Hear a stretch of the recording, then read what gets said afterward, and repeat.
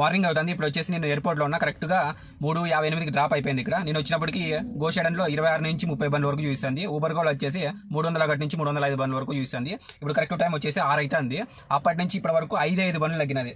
ఇంకా Uber goal అయితే ఒక్క బండి కూడా తగ్గలేదు. ఎలా ఉండేటో అలాగే ఉన్నాయి. నేను ఎప్పుడు మీకు చెప్తూ ఉంటాను, తెల్లవారుజామున ఎయిర్పోర్ట్కి పోకండి, బ్లాక్ అయిపోతాం, అక్కడ బుకింగ్స్ రావని చెప్తూ ఉంటాను. కానీ ఇక్కడ ఏంటంటే నేనే ఇరకపోయినా అనమాట. ఇది మిస్టేక్. ఏం జరిగిందంటే బాగ్లూరు మెయిన్ రోడ్లో నుంచి మేస్టిక్ రైల్వే స్టేషన్ వచ్చింది.